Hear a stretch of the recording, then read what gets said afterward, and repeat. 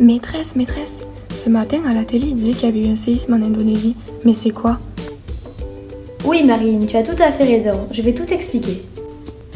Le phénomène dont tu as entendu parler en Indonésie a deux noms. On peut appeler ça un séisme ou un tremblement de terre. Cela correspond à un ensemble de secousses et de déformations de la surface de la Terre. Une secousse peut être suivie de plusieurs autres secousses. Le déplacement des plaques tectoniques de la Terre a accumulé beaucoup d'énergie et tout à coup, toute cette énergie a été libérée et va créer des secousses à la surface de la Terre.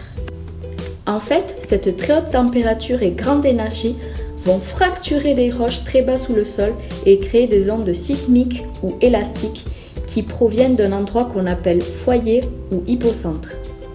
La projection de ce foyer à la surface est appelée l'épicentre. Il est donc situé à la verticale du foyer. On peut mesurer l'intensité d'un séisme à l'aide de l'échelle de Richter. On note le tremblement en donnant une note de 1 à 9. Car la note est de 9, le tremblement est très violent et dangereux. Un séisme est plus ou moins violent. Il peut être oui ou non ressenti par les humains. Mais lorsqu'il est ressenti, il peut provoquer de nombreux dégâts tels que des effondrements ou des mouvements de terrain. Un séisme peut aussi créer un tsunami. Il peut secouer l'océan et ses vagues. De très hautes vagues vont se former et peuvent provoquer de gros dégâts. À présent, Marine, je vais te donner quelques conseils à suivre si jamais tu es en classe ou à la maison et qu'un tremblement arrive. Dès que tu ressens une secousse, réfugie-toi sous la table en te protégeant la tête et la nuque et en tenant les pieds de la table si elle bouge.